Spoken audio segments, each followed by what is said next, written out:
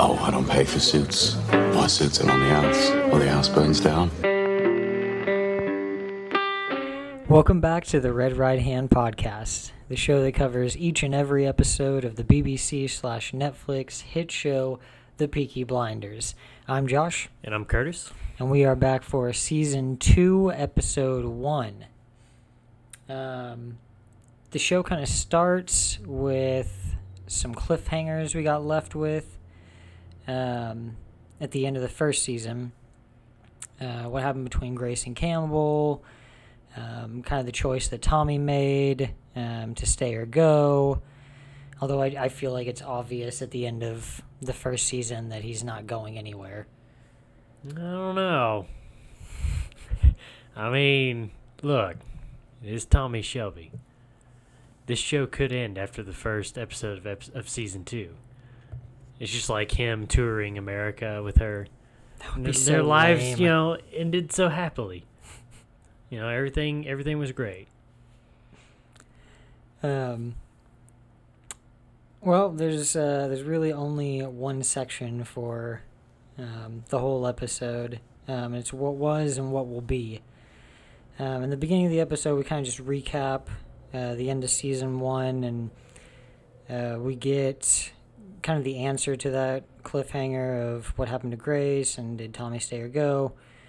We find out that Grace shoots Campbell, and that was the shot we heard. She shoots him through the purse. It's like the old gun in a purse trick. Yeah. Classic.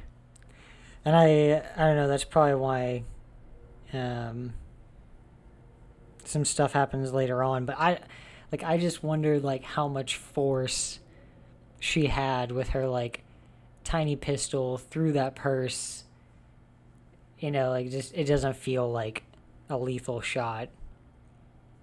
What did you mean by what? I don't know. You said something. I got stuck on that. I don't even remember what it was now. Something about in the future. Something about for the future.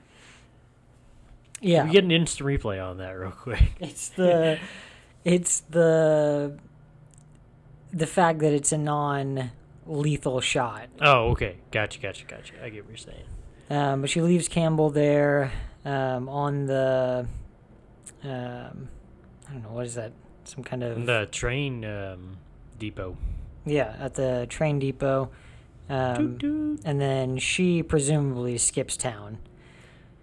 It had to be. I don't think it was like a thin purse either. I'm not saying it was like a thick one or anything. I know, it looked like she blew a bunch of crap out of the bottom of it when she Yeah, so it took had the to be shot. good enough to shoot out of that. But anyway, Um, then she skips out of town. yeah, and then she presumably leaves town. So from that moment, 2 years pass, and that's kind of where the beginning of Season 2 picks up. It's been 2 years since all of this happened. We see two women dressed in morning attire. They're both wearing black and black veils. And they push strollers through Small Heath down to the garrison. Which at first time I saw this, I thought it was like some of the main characters. And it was even funny, even this time around, watching it, I was like, wait, is that some of the main character? No, it's not. I don't think it is. Or is it? I thought it was a scene from later down the line where he's... isn't he at some of his men's funeral or something, some guys who worked for him or something like that, or he's paying the widows, something like that. I thought that's what that was. I thought those were two ladies who were widows of guys who worked for him or something. Oh, maybe. Obviously not. Yeah, but we quickly find out they are not because they push the strollers up to the front of the garrison and then they run away. And as they run away... Wait, you forgot your baby! Some bombs that are in the strollers go off. Who does that to their baby, though? Who puts a bomb next to their baby? Seriously. The bombs were the babies. Oh, okay. So they used the bombs to blow up the pub. And so basically what you're saying is it's a safe bet that they were not on Team Shelby. Yes. Okay. Unless this is for insurance. You think he'd ever get into that game? Insurance scam game? Yeah, that doesn't seem like it's below them. Doesn't seem exciting, though. Yeah. It almost sounds like what we talked about in the mini episode, the dressing up thing. The postcard scam. Oh, yeah, the postcard scam. Anyway. So, and that's kind of our little opening there. After that, we get Freddy's funeral. So, I guess it's got to, the funeral is right then, so it's been a full 2 years, and Freddy's died. We don't know how long he's been sick or anything. Tommy just says it was pestilence that took him. I kind of looked it up around the time. The only things I could find, because they're living in London, the only things I could find in London, in the early 20s, was the Spanish flu, or just kind of just the main strain of flu, because there wasn't a vaccine for it. Well, that was always my thought, was the Spanish flu because of the time period. But yeah, I mean, I kind of wish they would have really told. I mean, I guess it doesn't really matter because he's dead either way. But I really wonder, I always wondered if they wrote the character off because, did they plan to do that all along? Oh, he's only going to be in one season. Or was there, some behind-the-scenes dispute between the actor and the show, about, contracts or whatever, and so, we'll just go and kill off your character. Didn't want to come back, maybe he had something else going on, or... maybe he had originally only wanted to do a season of it. Maybe they thought there was only going to be one season of it in the beginning. Yeah. Yeah, who knows? I was always kind of interested about surrounding his death. Yeah, and especially when they write off characters early and something like that, in a very anticlimactic way. Right. Well, that's what I always think of. I mean, if you're getting written off that quick, there's probably some stuff going on behind the scenes that, or like you said, you maybe only really signed on for one deal and you got some other stuff going on. I don't know. Yeah. But Tommy speaks for him at his funeral. He basically just says that, they were friends since they were boys, they're in the war together. And he just kind of says his last words over him. I did just make a note that there was some kind of communist banner behind them. It was his friends, I guess. I mean, that's what I was thinking. I was just thinking he was still probably, 2 years have passed. So, and they've had, the kid. So a lot could have changed, but it just looks like Freddy's still kind of fighting that fight that he was before. Oh, for sure, yeah. I don't think he ever gave it up. Yeah. And I couldn't really read the banner. I just saw, you can see a COMMU, and then I'm pretty sure there's the hammer and sickle on in the middle of the banner. Right, yeah, their trademark. That was the only way I could just kind of see it, or could tell. So after the funeral, Tommy talks with Ada. And he basically wants her to come home. He tells her that they're planning an expansion in London, and it's going to be dangerous to be a Shelby there. And she kind of goes on to say that she's not a Shelby anymore, and since Freddy's dead, she's not a Thorn anymore, and that she's finally free, I'm free. She said something else about... when she thinks of how she used to be when she lived with them, she's really ashamed of, I guess, who she was, and maybe the things she valued and stuff. So she's changed a lot, but we still haven't gotten to the level-headed Ada yet, you get to a point with Ada where she can see things from both sides, and knows that the world isn't black and white, it's more gray. And so, I don't know, she's just not come fully to terms with that yet. In the first season, she's, she's different than she's going to be in this season. Well, she's a lot younger, and then she was just kind of more carefree, in the first season, it felt like. Yeah. And then getting tied up with Freddie, and for the last 2 years, Lord knows what's been going on, but it seems like she's really kind of had his way of thinking, the communist way of thinking instilled in her brain. Because, I can't remember exactly what comment she had made, but talking about, you basically, you King Shelby over here doing your thing, and while other people are out there starving. Yeah. Yeah, and that, I guess that's the difference between like season 1 and 2 for her is in season 1, she thinks Freddie's ridiculous for, believing in a lot of those things. Right. Like his convictions, but in season 2, she's full on, like, in his wake, she's going to be the model of that, she's going to be Freddie reincarnate. But she basically says she's not coming back. She's going back to her home, which is in London.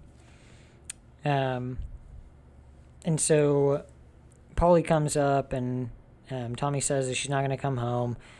And Tommy says she'll come back when she needs us. He tells her that he's going to have men watching her house until the danger passes.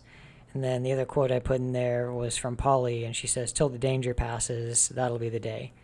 And it's just kind of a reoccurring theme for them. It's always, we just have to do this, and then we'll be okay. I was going to say, he always thinks he's just, I'm right there. We're right at the end of this. We're almost out. Yeah. It's like, no, dude, it's a never-ending cycle. Yeah. And I don't think he realizes that. Yeah. Because it's like the more you do, the more people you tick off. The wrong people, that are going to end up wanting revenge on you or coming back at you or whatever, Yeah. But yeah, I did catch that too. I kind of laughed to myself when she said that, because it's like, well, yeah, I mean, she's not lying for sure, Yeah. As Tommy and Polly are talking, a guy comes up and delivers a message to Arthur.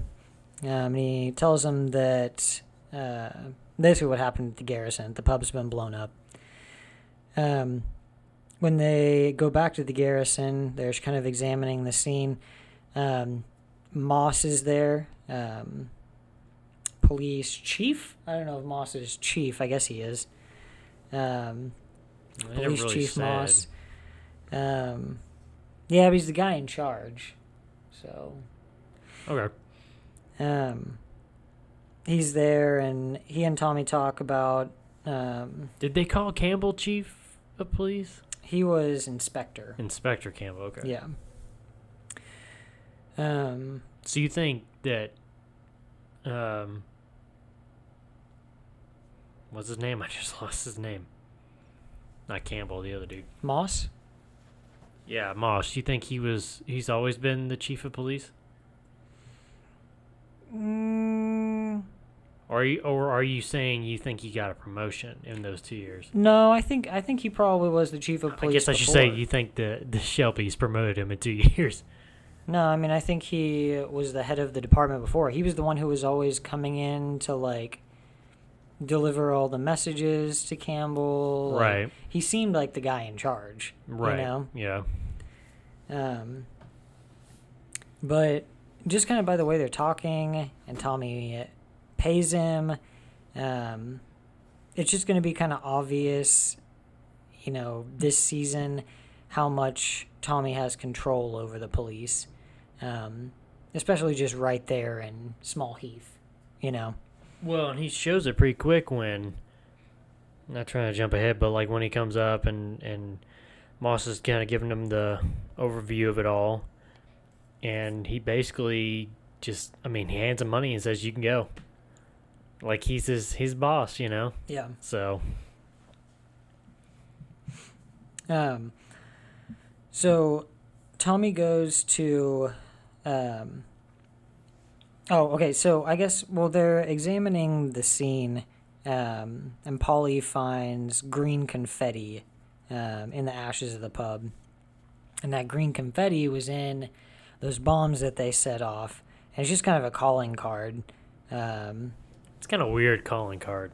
Yeah. Here's some confetti. So celebration. Well, it's green. Oh, well, green. That's the point.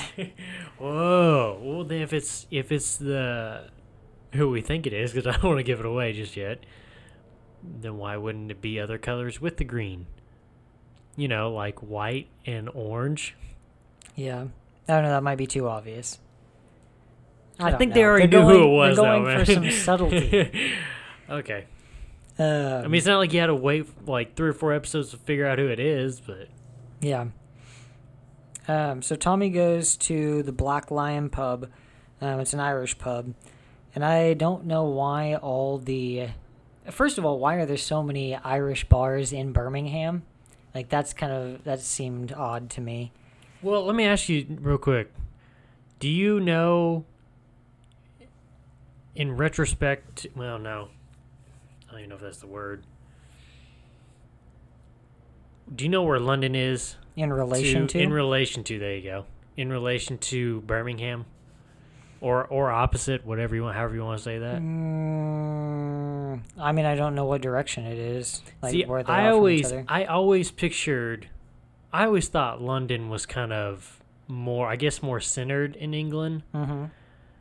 And so I guess I just pictured Birmingham and Small Heath on the south side. Okay. Like south, because east neighborhoods part. always get worse when you go south. Right, yeah. But I was wrong. So London's more towards the southern coast of England. And Okay. Birmingham's more towards like the northwestern. Oh, yeah. So okay. it's closer to Ireland. So I guess that makes sense, like, with the comment that gets made later on about them being recognized from the racetracks in the north. Yes, yeah. Okay. So, and I never really thought about that until they made that comment. So I was like, okay, I'm going to pull up a map here. So they are closer to Ireland. Right, yes. So I'm sure there's more of a Irish population where they are compared to, like, London. Okay. That makes more sense. Where the Italians and the Jews are. I also don't know why they're all called the Black something. You know? What, the Do you notice the other one? The one they mentioned before was the Black Swan. And then the Black Lion was the one he went to. Wonder if that has anything to do with IRA. Maybe. Because I think, like, the Black Swan, didn't they talk about a lot of IRA people frequent that pub? Yeah. If not run it. Yeah. And he's going here basically looking for the IRA. Right. Okay. Yeah, maybe that's some I don't know. Yeah. See, maybe if I can find something on it. But he has a drink, and he talks to the guy behind the bar. He knows him.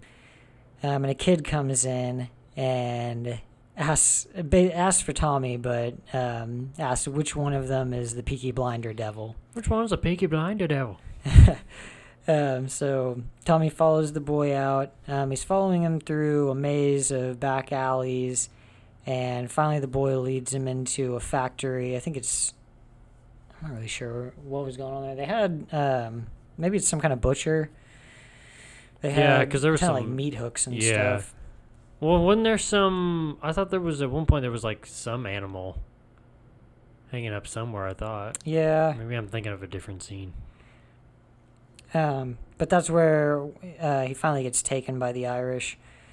They take his weapons, put a bag over his head, and take him further inside the facility. I put down there that Finn got so big. It's only been 2 years. Yeah, and he somehow grew like fucking 2 feet. I didn't get that. There's him, and then there's another character. I'm like, okay, it's only been 2 years, and they look like that, really? Who was the other one? Churchill. In 2 years. Oh yeah, he looked like a young man to like a grown. Now he always looked older. Yeah, by the late 20s in 30s and the 40s. He always looked like he was like so much older than what he really was, but I'll tell you why Churchill weird. Looks like shit in this, because Churchill has already started diving down that bohemian path, and he's true. like messing around with coke, and like he's doing all this stuff that like that stuff has a negative effect on your body. Yeah. So he's like looking a lot older and a lot rougher. But Finn shot up like a weed. John comes into I see all that smoking did not stunt his growth. Yeah. It was actually good for it. Which is funny, remember, because the very first time you see him, he's smoking that cigarette. Yeah. In the family room. Yep. He throws it out to hide it from Tommy, Yeah. I think. So John comes into Polly's to talk to her. He seems just kind of worried about things lately, like he's unsure of all these moves they're making. He says when he talked to Ada at the funeral, he said that we all look like we work in a factory underground, that we all look like ghosts. And I'm not sure, like I don't know exactly what she meant. I kind of feel like she's saying, I don't know, maybe they're all just like staying indoors, like doing their business, but yeah, I don't know. You don't think it's like they're just kind of becoming robots while Tommy just, doing, I don't know. You get what I'm kind of saying? Yeah.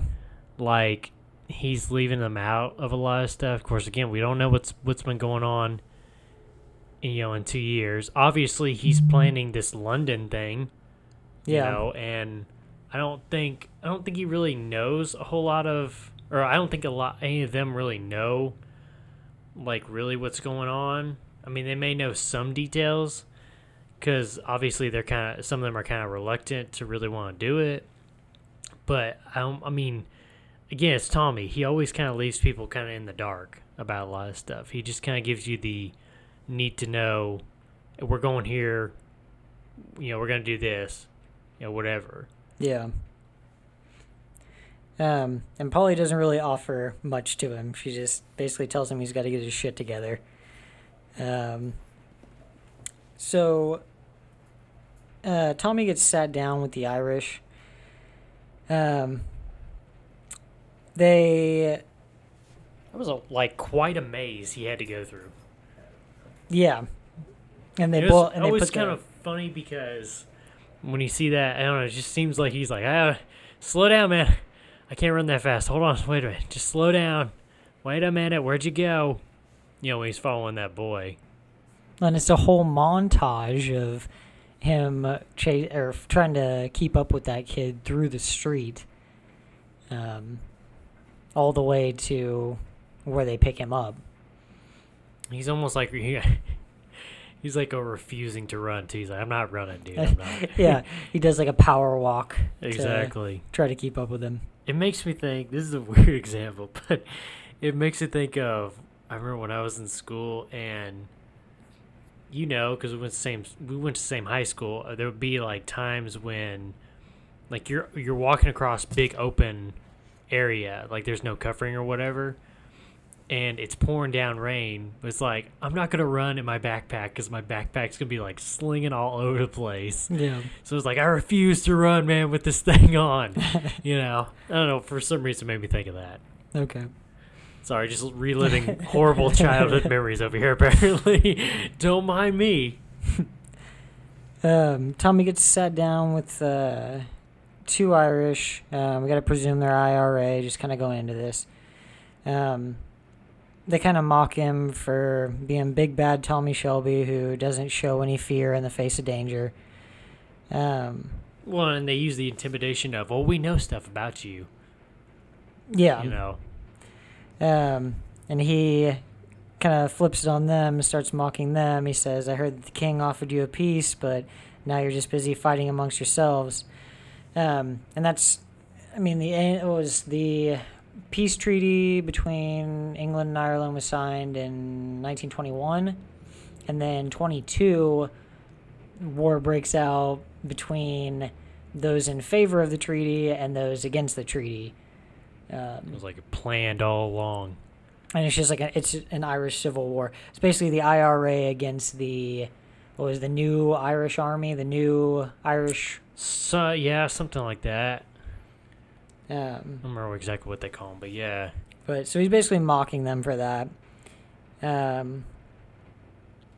One of them stands up and picks up a gun off the table and drags it for a long time. I hate that noise. It's just like, it's like, what the heck, dude? But then Tommy shows them that he knows about them too. He says, "You're Irene O'Donnell," and I can't remember what her son's name was, but he knows who her son is, where he goes to school. He says that he has irons in his legs and he comes last in every race. And he says he said, "Poor boy, if the race is important." Yeah. He said, poor boy, if the race is important. Do you know what I mean, Irene O'Donnell? And so he's just basically trying to, subtly threaten her and let her know that he knows who she is, where her kid goes to school. And the other guy wants to kill him right there. But she says that's why Tommy was chosen, is because he researches his enemies well. I'm the chosen one. Yeah. And that's why they want him to do this job for them. I don't know if he just doesn't really want problems with them, or like what kind of leverage they really have on him right now, it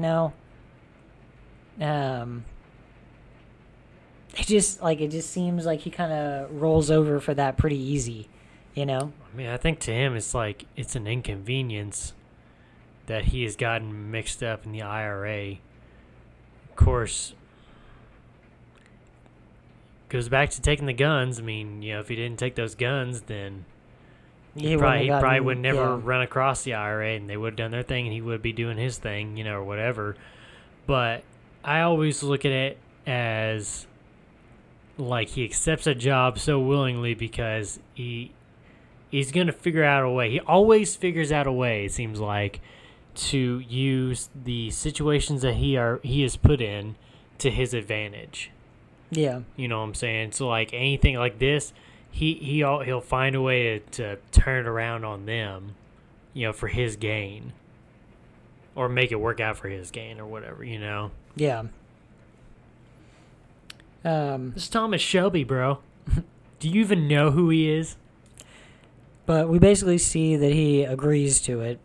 When he goes to leave, he's pretty visibly distraught. He can't get his arm in the sleeve of his coat and throws the coat. He leaves there and he goes back to his office. We get a lot of shots around the office of a bunch of pictures on the walls. And it just kind of shows that he's been really busy over the last 2 years, mostly with horses. It looks like I don't know if I assume they are. I'm sure they're still buying horses. But I knew that a lot of their money was in fixing races. So, but a lot of pictures of him with horses and with different, you can tell, like very wealthy guys, like high society members with horses. So he places a call to Moss and says he wants to meet with him. He asks Moss to keep his men out of an area of town that night, and he pays him. This kind of, again, showing that Tommy's kind of got them in his pocket.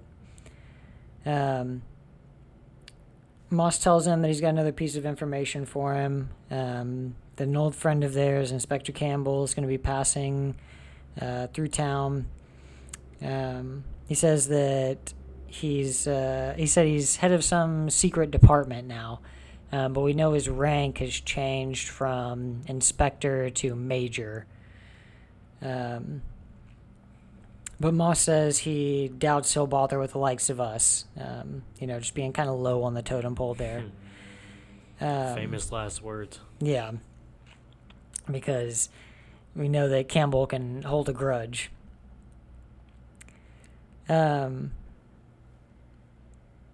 So that's basically kind of our introduction to Major Campbell there.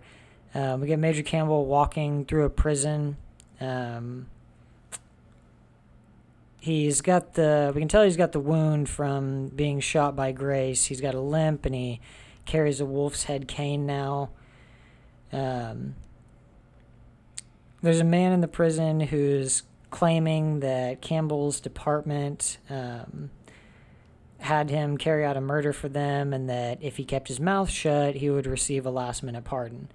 But the pardon doesn't come, and we can basically see that this is like how Campbell handles like these situations like that he has to deal with in his department, that he uses these people to carry these things out and then gets rid of them because they don't trust them not to throw it back on the crown, you know? Well, yeah, how could you trust somebody like that? I mean, they've got the crown, you know, in their hands. I mean, they can blackmail them anytime they want. I mean, yeah, you gotta get rid of somebody like that. Yeah. You know, this dude's a maniac, though, man. Screaming over and over and over. Well, if you thought that everything was going to be okay, and then this pardon never came, and like now you're about to be hung. No, I feel with him, man. Yeah, I'd probably be doing the same thing. But yeah, I mean, poor dude. Poor guy.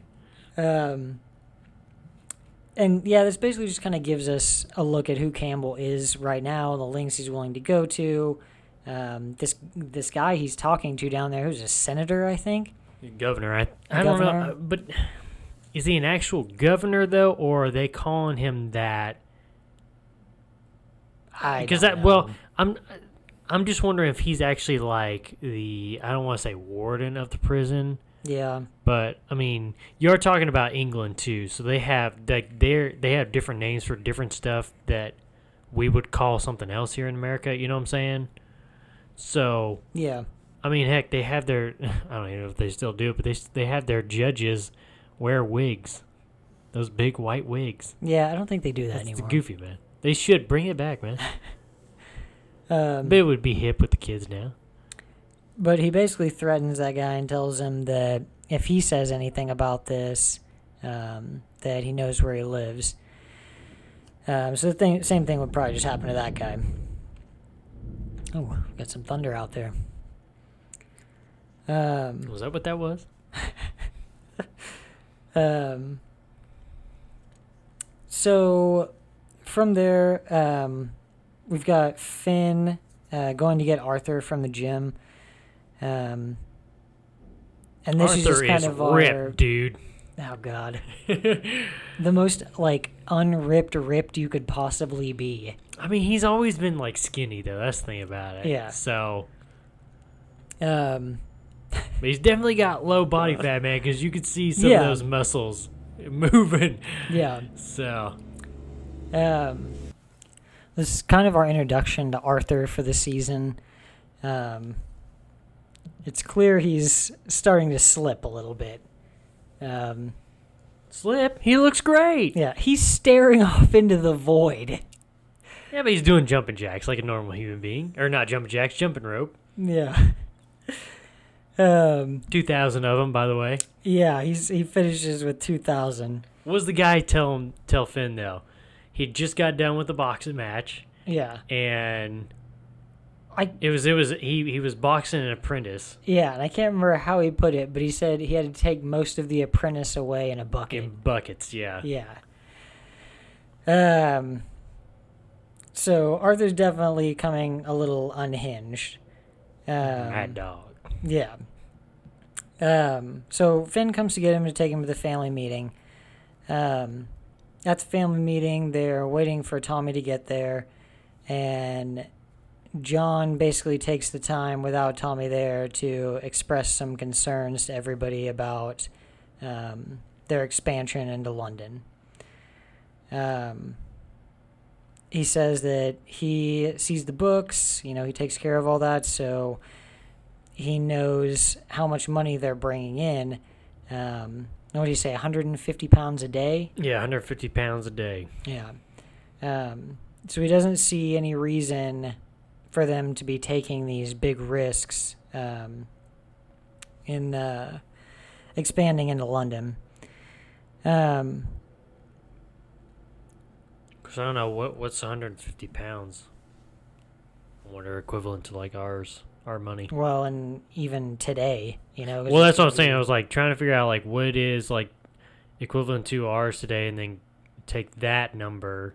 Or well, here 150 pounds in 1920. Here you go.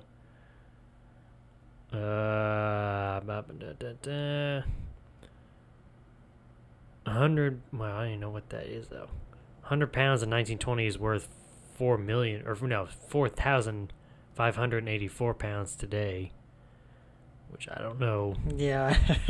but you know what I was trying to do, right? Yeah. I was trying to figure out pounds to our dollars. Our dollars, yeah. Yeah. And then take that back. That'd be $208.21 a day. Yeah, that's conversion for today. American money. Yes, American money. So $200 though, man, 1920, that's a lot of money. Yeah. They're making way more than enough money to be thinking about expanding. Yes, but I want to know how much money that really is. So give me 1 second here. It's only equivalent to $2,700 American dollars today. Okay. Well, still $2,700 a day. Still, though. Yeah. While they're kind of having this conversation, Tommy pops up into the room, and I wondered how long he was actually standing there. Like, how much of what John said he actually heard. Probably Right. the whole thing. Well, before that, though, Esme was starting to talk. She was sitting off to the side. She's there, but she's not there. And she feels like she can't have a voice because she's not blood. So she feels like she can't say anything at the family meeting. And so she's kind of throwing some things here and there into the conversation. And then that's when Tommy walks in. But you're right. It's like, how long has he been standing there? Yeah. And so, you know, with her saying all the things that she was saying, and John was saying all the things that he was saying, and the way that things are about to go down in this meeting, I really wondered how much of what John was saying was really John's own words and not his wife talking to him behind closed doors about, well, you know, this is going on, it should be that way, and blah, blah, blah. You know what I'm saying? Yeah. Because there always seems to be a woman, no offense to women, but there always seems to be a woman behind the scenes trying to tell her husband, you can run the company better. You know? Yeah, and especially in this show, because... And that's what I'm saying, in this show. It Yeah. always seems to be, there's always a woman behind the power trying to say, well, you could do better than Tommy. Yeah. Tommy tells Esme to kind of speak her mind, and she says she's worried about the London expansion. She says she's got family down around there, and she says that it's like wars between armies down there. So it's going to be like nothing that they've faced before. But Tommy says we don't have anything to fear if we all stick together. He basically tells them, gives them a chance there. If you're not with us in this expansion, like, walk out the door right now. But nobody goes. And he tells them that the expansion will begin tomorrow. Paulie asks him about the Black Lion and kind of what he's thinking moving into London so soon. And well, and he tells her, and he was telling them at the family meeting because they were bringing up the deal. Well, Esme said, you know, it's like wars between armies down there in London, and bombings are just like the beginning of it. You know, I mean, that's just like their first tactic. yeah, There's things that are way worse, and of course, you know, he's like, look, to all of you, the bombing had nothing to do with London. It's Irish business, which it's the word he always uses, Irish business. It's Irish business. And I'm handling it on my own. Yeah. You know, because it's like, this is just which that's kind of what I was saying earlier about the IRA, his IRA problems. Always kind of felt like, you know, great, this is just another, you know, bump in the road that I'm having to deal with that, you know, has nothing to do with what I'm really trying to get after, you know? Yeah. And so I think that's why he's always saying, too, is like, it's Irish business, I'll handle it myself. I'm handling it on my own. And so he kind of said the same thing to Polly. It was every time she was asking about it, you know, well, what about the Black Lion? It's like, it's Irish business, I'm handling it on my own. You know, you don't need to worry about it. Yeah. But he kind of lays it out for not the stuff going on with the Irish, but what he's planning in London tomorrow. He says that it's New Market Day, and I don't know what New Market Day is. I think it's a race track thing. Oh, okay, yeah. Because they're talking about the races. Yeah. Now, let me ask you, how significant do you think it is that Polly changed the safe combination and Tommy doesn't know it? Do you think that was just something that was just kind of like thrown in there at the side, or do you think it really had some underlying implications? I don't know between that it them really had any underlying implications between them. It's just, I don't know, for the scene, I think it's just her trying to get him to give her the information.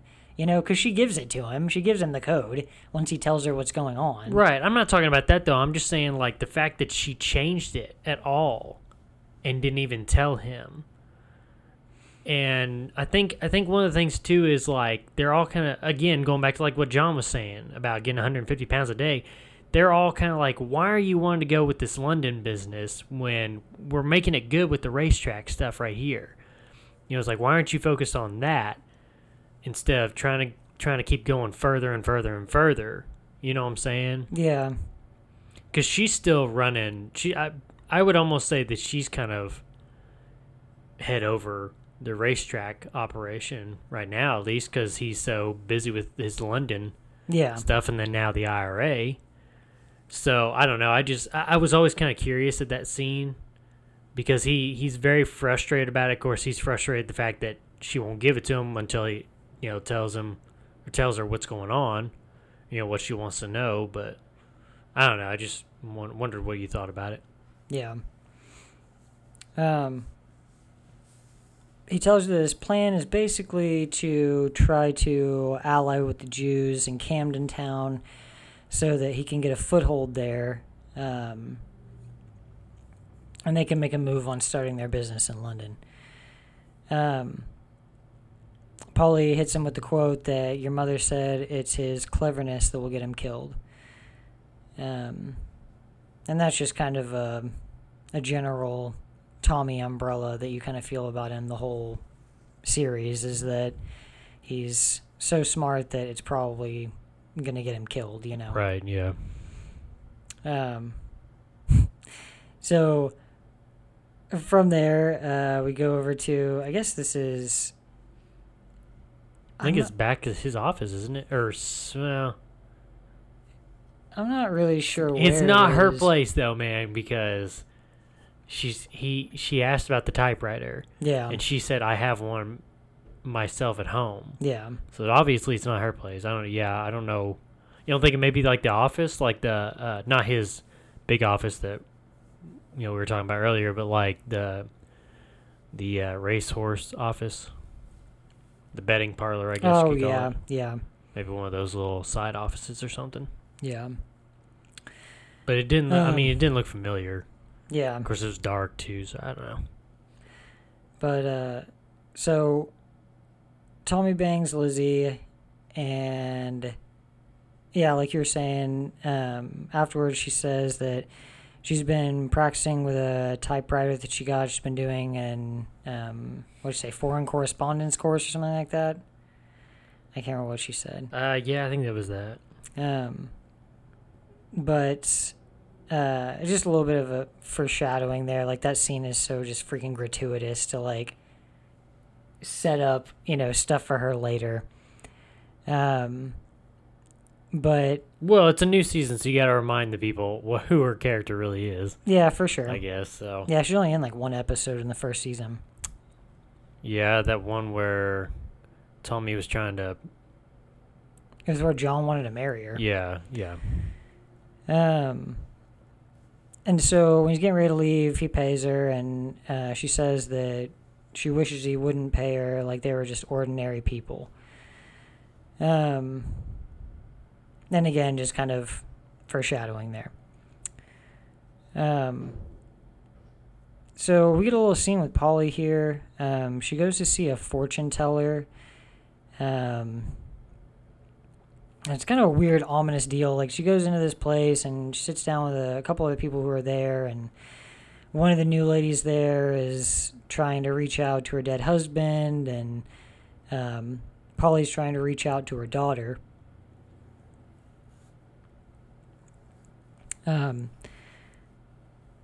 But basically, she tells the fortune teller that she's been having these dreams, that her daughter is dead, basically. And the dreams about the girl kind of fit the way her daughter looked and everything. And the fortune teller lady basically confirms that thought for her.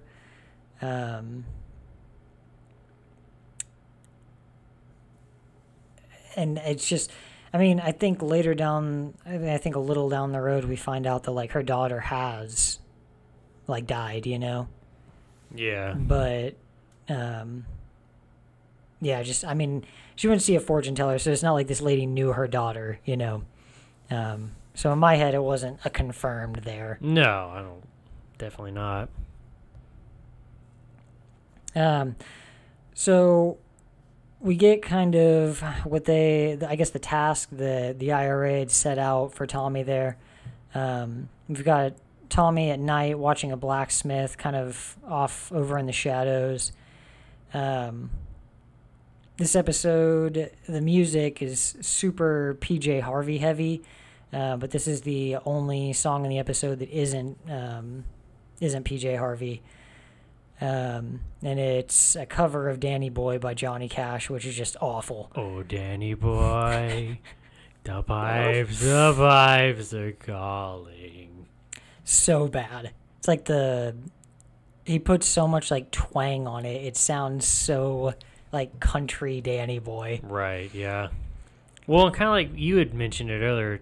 What were you saying about Danny Boy just in general? There's no good version of Danny Boy. Like, I've not heard one that I'm like, yeah, that's a really good cover of that, or that's, you know, I don't even know who originally sang it, you know, or if it's just a folk song. I don't even know.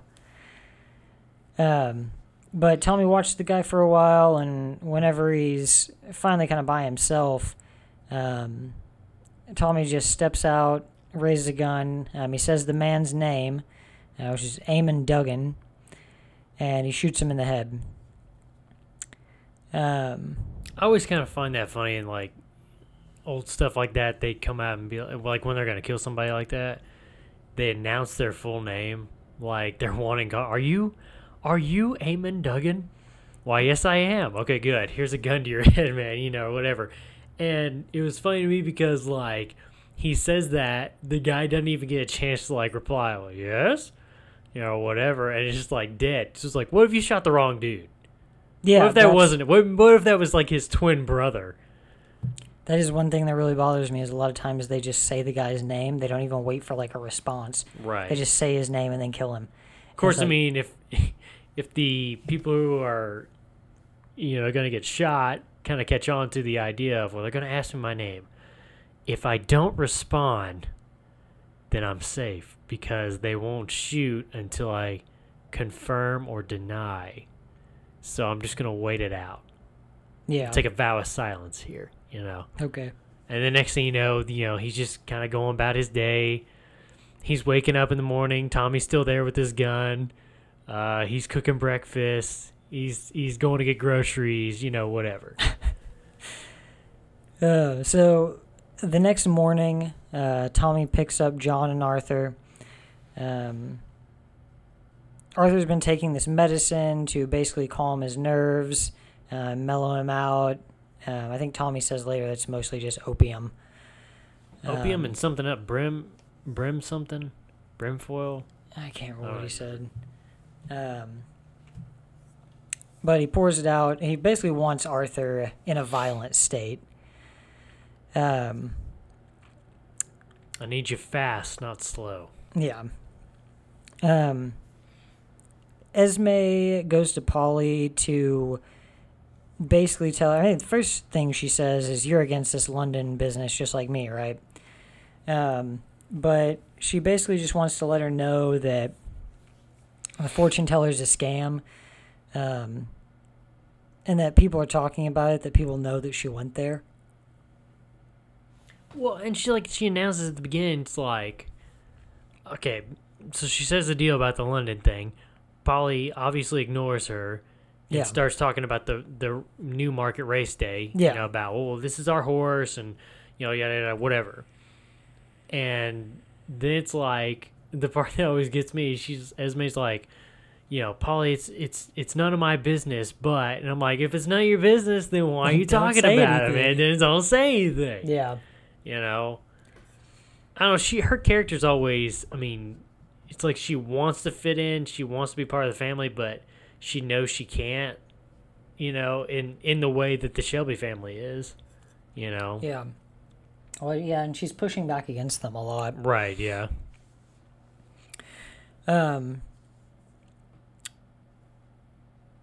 It's that rebellious gypsy in her.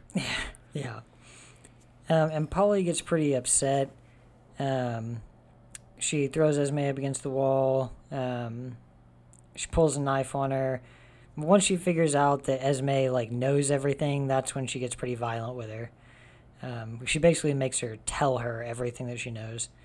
But Esme says she won't tell. It's a matter of honor. Going on the countryside, somewhere in between Birmingham and London, Tommy stops so that they can bury Eamon Duggan. Just kind of like the conclusion of his little business with the Irish there. Well, we gotta take a little leak first. Yeah. You know, do our business. And one thing we didn't... Oh, by the way, guys. What? I said, oh, by the way, guys. Oh, yeah. One thing we didn't mention earlier when they were doing the family meeting, and John was telling Tommy, no, not him. Esme was saying it to Tommy about, we've got a kid. I want him to, grow up and see his dad, and I want John to be able to grow up and see him grow up. Yeah. Or still be alive to see the kid grow up, is what I'm trying to say. Anyway, but she was saying something about, I want to be able to live in the countryside, maybe have a farm and a few chickens or whatever, blah, blah, blah. Well, then when they're doing their business on the side of the road, Arthur's talking about, the country's a really good place, it's a beautiful place, blah, blah, blah. And it's funny to me because it's foreshadowing, because he's like, I'd like to have my own place in the countryside too, maybe raise a few chickens or whatever. Now, I know at the time he's probably just making fun of John. Yeah. But it is funny, though, that sooner or later he does get to that point where he does have himself a little, farmhouse, in later seasons. Yeah. But... so they bury Eamon Duggan. They go into London that night, and they go straight to an Italian club owned by Sabini. So time period, it's the 1920s, the Roaring 20s. Bohemian culture is big in London. And so the club is it's pretty wild compared to what they're used to seeing. Well, even before they get to the club, I mean, just the moment they hit London, even the streets are pretty wild. Yeah. I mean, it's definitely different from Small Heath, in Birmingham. Yeah. They have their stuff up there in Birmingham and Smallheath, but not like London, man. And yeah, in Birmingham they definitely look like the best dressed people around. Right. And in London they look like the least dressed people, Yeah.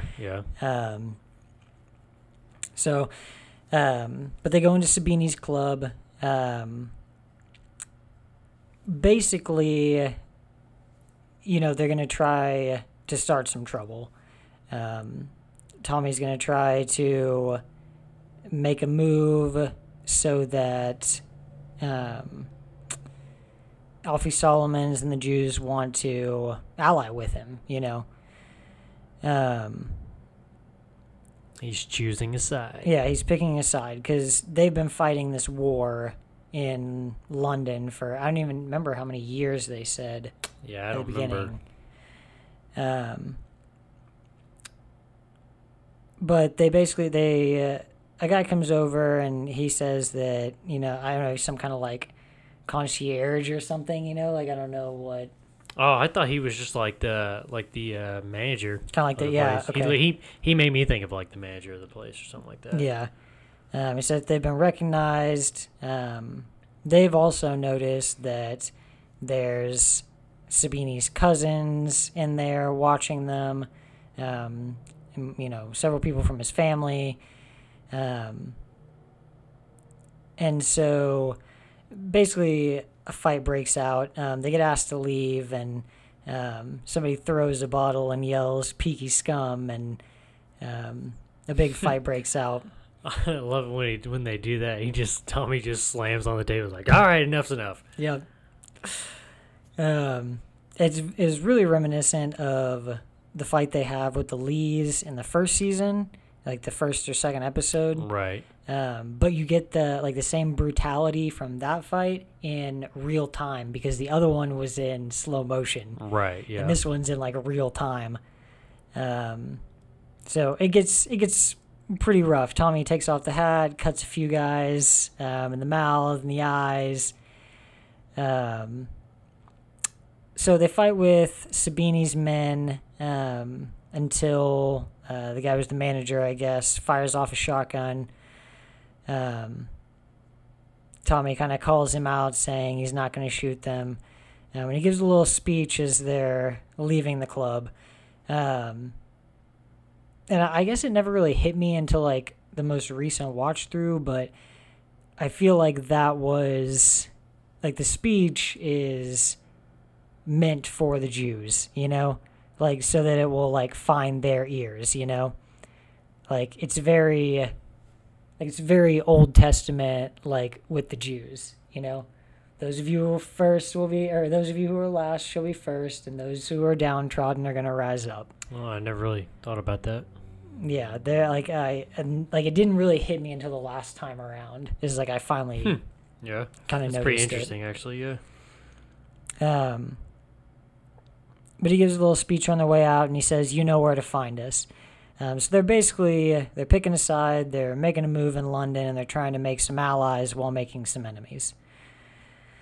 So we get Inspector Campbell after that, going to talk to Churchill. He walks in on Churchill painting a nude model. His reaction, oh, good Lord.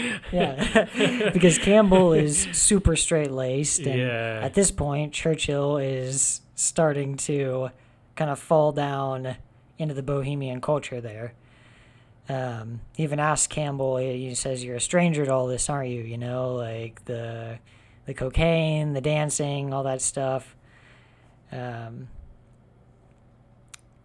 It's funny, like, you talk about the music and the dancing and everything like that, like, Arthur's reaction in the club, he's like, what the hell is that noise? Whatever. Yeah. And the big band going crazy or whatever. Yeah. Of course, he's like, that's what that's what they're listening to these days, brother. Yeah. Yeah. I think he calls it a freak show, like, whenever they first, like, start coming in. Yeah. Because there's a lot of weird stuff going on, man. Yeah. Of course, stuff that they're not used to, but yeah. So Campbell's basically there just to talk to Churchill and lay a plan out for him. We don't know exactly what they've got going on, but his plan is to basically use Tommy like he did the last guy, to carry out some mission for them, and then afterwards they'll kill him. And Campbell gives the line, "The end of the rope has been this man's destiny since the night he was born." So Tommy goes to Lizzie after they get back from London, and he basically tells her that she's going to be his new secretary. He tells her to put out an ad for a secretary and has her type it, but the job is for her. And he basically just wants to pull her out of kind of the situation she's in, too. This is just kind of a point, too, where this is like the beginning of where you start seeing more than just their family. Now that they're actually doing well, Tommy starts to try to bring up the people around him, too. You know, not just like the immediate family. It's like people who, you know, I guess they would consider family on some level. Because even later on, they don't want Lizzie to marry without his permission, or whatever, consent to like a suitable husband. Yeah. So he gives her the job as secretary. While he's in the office, Polly brings him a message from Alfie Solomons, the leader of the Jewish gang. And it basically just says that they want to sit down. They want a meeting.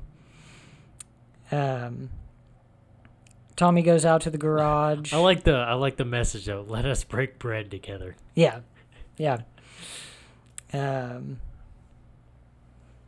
Anyway, the garage.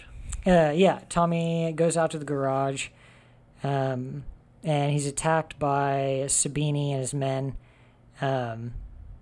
And a couple times watching it through, I'm like, man, it really took every one of those guys to restrain him. Yeah, basically, because I mean, it was like 4 or 5 on 1 at one point, and he was still like putting some work in. Right. Yeah. But they finally managed to get him down. At the same time that scene is happening, we're also getting a pan back and forth with a scene of Ada getting attacked. While she's in London, also by Sabini's men.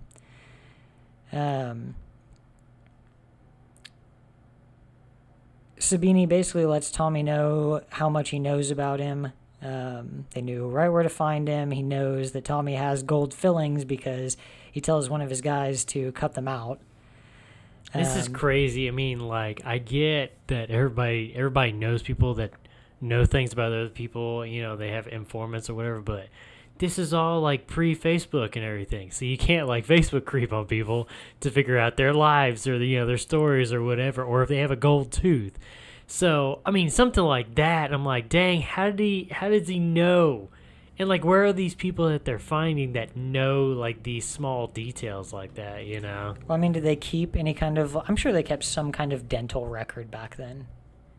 If you went to the dentist, I guess. Of course, I guess with him being in the Army, they have a dental record on him, because you'd have to go through a whole physical and everything. But yeah, and Sabini knows guys a lot higher up, like people who are quote unquote legitimate, know, people who would have access to all this kind of information. It's always the old saying of money talks. Yeah. As long as you got money, people are willing to tell you what you need to know. Yeah. So. And until I watched it again for this, I don't know why in my head I always thought that they like left him for dead, or that they had like were just gonna leave him like horribly beaten. Yeah, that's kind of what I thought it was. Yeah, but then I totally forgot that they were just gonna kill him right there. Yeah, like that they were about to kill him. And just as they're about to kill him, we get I guess it sounded like it was something in the factory, like an explosion in the factory. But then we hear a gun go off. No, it was a gunshot, yeah. Okay. And then... It was an ambush. Campbell Inspector to the rescue. Or Inspector Campbell, whatever the heck his name is. And then Major Campbell comes in with some police, and they clear the area. Sabini and his men take off. That horrible cop whistle. Yeah. And then Campbell walks up, and the last thing he says is, I guess we should see if the bastard's alive. And they just kind of leave you on that. I guess if the show had ended right then, you could assume that, or shortly thereafter, you could assume that Tommy had probably died right there. But because the show goes on for another 4 seasons after this, he's just in a coma the whole time. Wait, what if... let me psych you out here. What if he went into a coma and the rest of the seasons was just him, like Archer? He's just making it all up in his mind. And then, like... just several seasons of coma plot. Yeah. So then when they get into season 6 here, he's going to wake up from his coma. That would be crazy. And Major Campbell would be right in his face. Good morning. All right. Well, that's it for this one. We'll see you guys next week for Season 2, Episode 2.